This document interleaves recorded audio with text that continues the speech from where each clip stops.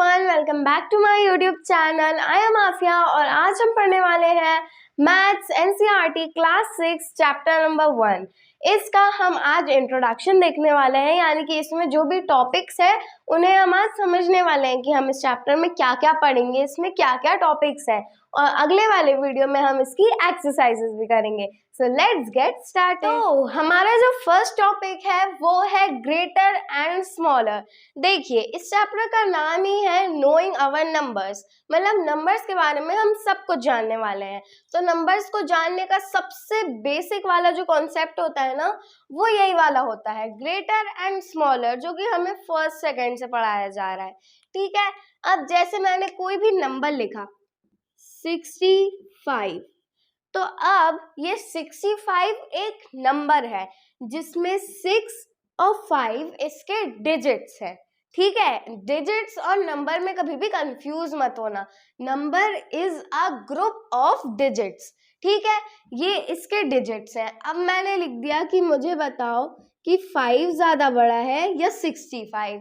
तो आप कैसे पता लगाएंगे? वो तो आपको दिख ही रहा है कि भैया ये 2 डिजिट नंबर है, तो ऑब्वियसली ये तो बड़ा ही होगा 1 डिजिट नंबर से। तो ये आपने कर दिया। पर अब अगर इसकी जगह मैंने कोई और नंबर लिखा 65 और 56, और मैंने आपसे पूछा कि इसमें से बताइए कौन सा बड़ा है, तो आप क्या देखेंगे? आप हमेशा सबसे जो इस तरफ सबसे लेफ्ट तरफ वाली प्लेस होगी उसे देखना, चाहे वो कितने भी डिजिट का, कितने भी प्लेस का नंबर हो, सबसे इस तरफ वाले लेफ्ट तरफ वाले नंबर को देखना। इसमें क्या है? 6, इसमें क्या है? 5। तो कौन सा बड़ा होता है? 6 बड़ा होता है, मतलब ये वाला नंबर बड़ा है। अब मैंने कोई 3 डिजिट नंबर ले लिया, 1 2 4 या फिर 1 3 4। तो जैसा कि मैंने आपको बताया कि सबसे पहले आपको लेफ्ट तरफ वाला डिजिट देखना है। तो आपने देख लिया 1, लेकिन ये दोनों का 1 है। अब हम क्या करें भैया? चलिए ठीक है, कोई बात नहीं, हम उसका अगला डिजिट देख लेते हैं। तो हमने उसका अगला डिजिट देखा, इसमें 2 है, इसमें 3 है, यानी कि कौन सा बड़ा हुआ? ये वाला। तो इसी तरीके से अगर जैसे लेफ्ट वाला कोई डिजिट आपको सेम मिल रहा है तो आप उसका अगला डिजिट भी देख सकते हो। ठीक है, तो ये हमारा ये एक टॉपिक हो गया। चलिए अब हम नेक्स्ट टॉपिक पे चलते हैं। हमारा जो नेक्स्ट टॉपिक है वो क्या है? Place value. ये भी हम बचपन से ही पढ़ते आ रहे हैं, एक और बार रिवाइंड कर लेते हैं। प्लेस वैल्यू क्या होता है? हमने पढ़ा है पहले भी, 1, 10, 100, 1000। ठीक है, लेकिन अब प्लेस वैल्यू जो है वो 2 तरीके की होती है, मतलब 2 अलग अलग चार्ट्स होते हैं जिनमें प्लेस वैल्यू अलग अलग होती है। एक इंडियन नंबर सिस्टम, एक इंटरनेशनल नंबर सिस्टम। ठीक है, इंडियन नंबर सिस्टम का इंडियन नंबर सिस्टम में अलग यूनिट्स होती हैं और इंटरनेशनल नंबर सिस्टम में अलग यूनिट्स होती हैं। ठीक है, इंडियन नंबर सिस्टम में जैसे मैंने कोई नंबर लिया 9 8 7 6 5 4 3 2 1। तो अगर आपको बोला जाए कि ये नंबर को इंडियन प्लेस वैल्यू चार्ट के हिसाब से लिखिए, तो आप कुछ इस तरीके से लिखेंगे, 1s 10s 100 1000 10,000 लाख 10 लाख करोड़ 10 करोड़। तो ये हमारा किसके हिसाब से है? इंडियन प्लेस वैल्यू चार्ट के हिसाब से। पर अगर हमें बोला जाए कि इसे इंटरनेशनल प्लेस वैल्यू चार्ट के हिसाब से लिखना है, तो इसे हमें कैसे लिखना है? देखिए, 1s 10s 100 1000 10,000 ये तो इंटरनेशनल में और नेशनल में, यानी कि इंडियन नंबर सिस्टम में सेम रहता है। पर इंटरनेशनल नंबर सिस्टम में जब डिफरेंस आता है वो कहाँ आता है? लाख में, जहाँ पे लाख में। ठीक है, यहाँ पे ये लाख था, 1000 10,000 लाख। अगर इंटरनेशनल नंबर सिस्टम की बात की जाए तो क्या हो जाएगा? 1000 10,000 100,000। ठीक है, यहाँ पे 2 सीरीज चलती हैं, 1000 10,000 लाख 10 लाख करोड़ 10 करोड़। वहां पे 3 सीरीज चलती हैं, 1s 10s 100 1000 10,000 100,000 million 10 million 100 million. वहां पे 3 की सीरीज चलती हैं। तो ये हमारा लाख क्या बन जाएगा इंटरनेशनल नंबर सिस्टम में, हो जाएगा 100,000, 10 लाख हो जाएगा मिलियन, करोड़ हो जाएगा 10 मिलियन और 10 करोड़ हो जाएगा 100 मिलियन। ठीक है, तो ये अब हमने देख लिया कि इंटरनेशनल नंबर सिस्टम और नेशनल नंबर सिस्टम में क्या डिफरेंस होता है। अब हम इसी का एक और टॉपिक देखते हैं। नेक्स्ट टॉपिक है कॉमास। जैसा कि हमने देखा कि नेशनल और इंटरनेशनल नंबर सिस्टम में यूनिट्स अलग होती है, उसी तरीके से जब हम किसी नंबर में कॉमा लगाते हैं तो वो भी इंडियन और इंटरनेशनल सिस्टम के हिसाब से लगाते हैं, जो कि अलग अलग होते हैं। ठीक है, अगर हमसे बोला जाए इंडियन नंबर सिस्टम में लगाना है तो वो तो हमें पता ही है, पहले 3 के बाद फिर 2 2 2 2 जितने भी है 2 2 2 2 के गैप पे। ठीक है, लेकिन हमसे बोला जाए इंटरनेशनल नंबर सिस्टम के हिसाब से लगाइए, तो जैसा मैंने आपको बताया कि इंटरनेशनल नंबर सिस्टम में 3 3 के कॉलम्स होते हैं, 3 3 अलग अलग होते हैं, यहाँ पे 2 2 अलग अलग होते हैं, तो 3 के बाद तो लगाया ही, अब एक और 3 के बाद लगा दिया। यहाँ कोई और नंबर होता तो यहाँ पे भी 3 के बाद लगा देते। ठीक है, तो मतलब इंटरनेशनल नंबर सिस्टम में हर 3 3 नंबर के बाद लगाने हैं और नेशनल नंबर सिस्टम में पहले 3 के बाद फिर हर 2 2 नंबर के बाद। ठीक है, ये तो हमने जान लिया नंबर्स के बारे में, यानी कि नंबर्स को कैसे हम पढ़ते हैं, किस तरीके से पढ़ते हैं। अब हम नंबर्स के बारे में और थोड़े टॉपिक्स जान लेते हैं। तो हमारा नेक्स्ट टॉपिक क्या है, एस्टिमेशन। एस्टिमेशन को अगर हम सरल भाषा में कहें तो उसका मतलब होता है राउंड ऑफ, जो कि आपने 4th 5th में भी पढ़ चुका है। और इसको हम वापस से एक बार रिवाइंड कर लेते हैं, क्योंकि राउंड ऑफ सब लोगों को बहुत टफ लगता है, मुझे नहीं पता क्यों, मुझे भी लगता था थोड़ा थोड़ा, बट अब नहीं लगता। ठीक है, तो एस्टिमेशन मतलब होता है राउंड ऑफ, आप इसे राउंड ऑफ ही मानिए। अब मान लीजिए जैसे आप किसी दुकानदार के पास गए और आपने उससे 37 रुपीज़ का कुछ सामान लिया। कितने रुपए का लिया, 37 रुपीज़ का, और उसे आपने दिया 50 रुपए का नोट, तो वापस कितना होना चाहिए, सब्ट्रैक्ट कर लीजिए अगर नहीं बन रहा है तो। 4 10 10 - 7 3 4 - 3 1, यानी आपको दुकानदार से अब 13 रुपए लेना है, 13 रुपए आपको वापस मिलने चाहिए।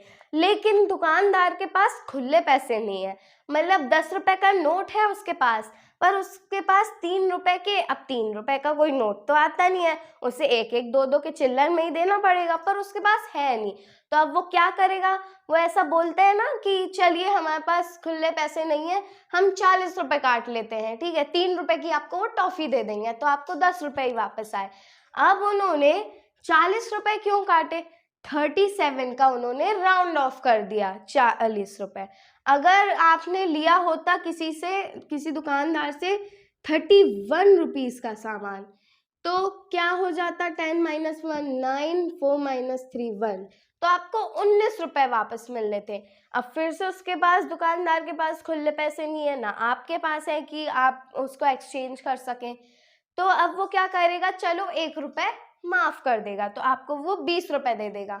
तो उसने 31 का राउंड ऑफ करके क्या कर दिया, 30 का। अब आप लोग सोच रहे होंगे सबसे मेन क्वेश्चन कि 31 का राउंड ऑफ 40 क्यों नहीं किया और 37 का राउंड ऑफ 30 क्यों नहीं किया। देखिए, राउंड ऑफ करते हैं ना, सबसे पहले वंस प्लेस देखनी रहती है। अगर वंस प्लेस या तो 5 है या तो 5 से ऊपर वाला नंबर है, मतलब 5 6 7 8 9, अगर ये 5 डिजिट्स वंस प्लेस पर है, दैट मीन्स कि आपको क्या करना है, वंस प्लेस पर 0 लगा देना है। जैसे 37 है तो 37 का राउंड ऑफ हमने 40 क्यों किया, क्योंकि हमने देखा कि वंस प्लेस पर जो 7 है वो 5 से तो बड़ा ही है। तो अब हम क्या कर देंगे, वंस प्लेस पर 0 लगा देंगे और जो टेंस प्लेस पर है उसमें +1 कर देंगे, तो हमारा राउंड ऑफ हो गया। ठीक है, यानी कि 37 का राउंड ऑफ 40 हो गया।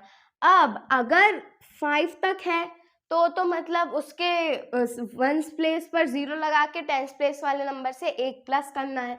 अगर 5 से कम है, यानी कि 1 2 3 या 4 है, तो क्या करना है, जैसे 31 लिया था हमने, तो वंस प्लेस पर वापस से वही 0 लगा देना है और 10th प्लेस पर जो सीरीज चल रही है जिस नंबर की, जैसे इसमें 31, 32, 33, 30 की सीरीज चल रही है, तो वो लिख देना है 3, तो उसका राउंड ऑफ हो जाएगा। अगर ये 34 भी होता ना तो ये 30 ही होता है इसका राउंड ऑफ। ठीक है, ये हो गया हमारा एस्टिमेशन यानी कि राउंड ऑफ। क्या है? रोमन न्यूमेरल्स यानी रोमन नंबर्स। ठीक है, ये तो हमने 5th में भी पढ़ा ही होगा आप लोगों ने ऑब्वियसली।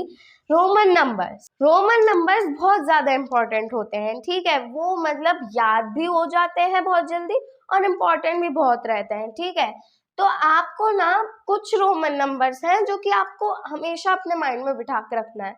बाकी सारे रोमन नंबर्स तो ऐसे ही उन सबको मिला जुला के बन जाएंगे, वो आपको याद में नहीं रखना। कौन से हैं?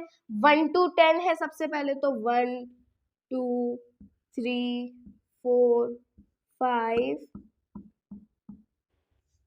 6 7 8 9 और 10। इनके रोमन न्यूमेरल्स तो आपको याद रखना ही पड़ेगा। क्या है? 1 का I, 2 का डबल I, 3 का ट्रिपल I, 4 का IV, 5th का V, 6 का VI, 7 का V डबल I, 8 का V ट्रिपल I, 9 का IX और 10 का X। ये आपको याद रखने हैं। और क्या क्या याद रखने हैं? 50, 100, 500 और 1000। तो 50 का रोमन न्यूमेरल क्या है? L, 100 का C, 500 का D और 1000 का M। ये 10 और ये 4 यानी कि टोटल 14 रोमन न्यूमेरल्स हैं जो कि आपको हमेशा अपने माइंड में बिठा के रखने हैं। तो ये तो हो गए रोमन न्यूमेरल्स। पर रोमन न्यूमेरल्स के भी अपने रूल्स हैं। वो बोलता है कि अगर हमें लिखना है तो इन रूल को फॉलो करके ही लिखना पड़ेगा। तो आइए हम उन रूल्स को भी देखते हैं। तो सबसे पहला रूल क्या है? सबसे पहला और सबसे इम्पोर्टेंट रूल कि किसी भी रोमन इनिशियल को, किसी भी रोमन सिंबल को आप 3 से ज्यादा बार रिपीट नहीं कर सकते। देखिए, जैसे 3 का रोमन न्यूमेरल क्या होता है? I। अब आप लोग सोच रहे होंगे ना कि 4 में भी तो हम I लिख सकते हैं, पर क्यों नहीं लिखते? इसीलिए ही क्योंकि इसका रूल है कि किसी भी सिंबल को 3 से ज्यादा बार रिपीट नहीं किया जा सकता। दूसरा हमारा क्या है कि भैया किसी भी नंबर के अगर लेफ्ट में, जैसे मैंने लिखा 9 तो मैंने ऐसे लिखा, ये 1 10 के लेफ्ट में लगा है इसलिए 1 जो है 10 से सब्ट्रैक्ट हो गया। अगर ये राइट में लगा होता तो ऐड हो जाता और ये क्या बन जाता? 11। यानी कि अगर लेफ्ट में लगा रहता है तो सब्ट्रैक्ट हो जाता है और अगर राइट में लगा रहता है तो ऐड हो जाता है। ठीक है, एक और चीज, जो V है, V यानी कि 5, जो L है यानी कि 50 और जो D है यानी कि 500, ये कभी भी किसी भी दूसरे यूनिट से सब्ट्रैक्ट नहीं होते। जो I है यानी कि जो 1 है वो सिर्फ और सिर्फ 5 से और 10 से सब्ट्रैक्ट हो सकता है। और जो 10 है, 10 भी सब्ट्रैक्ट हो सकता है, पर 10 सिर्फ L यानी कि 50, C यानी कि 100 और M यानी कि 1000, सिर्फ इन तीनों से सब्ट्रैक्ट हो सकता है। तो ये थे हमारे रोमन न्यूमेरल्स के रूल्स। यहाँ पे हमारा इस चैप्टर का इंट्रोडक्शन कंप्लीट हो चुका है। आई होप आपको इसके सारे टॉपिक्स पसंद आए होंगे और समझ में भी आए होंगे और आपको ये चैप्टर बहुत इंटरेस्टिंग लग रहा होगा। अब अगले वीडियो में हम इसकी एक्सरसाइज भी कवर कर लेंगे। So don't forget to like my video. आपको सिर्फ 2 बटन दबाने हैं, एक लाइक का और एक सब्सक्राइब का, और फिर आपको फ्री में इतनी सब कुछ नॉलेज मिलेगी। ठीक है, so don't forget to like my video, subscribe to my channel. I will meet you in my next video. तब तक के लिए बाय बाय।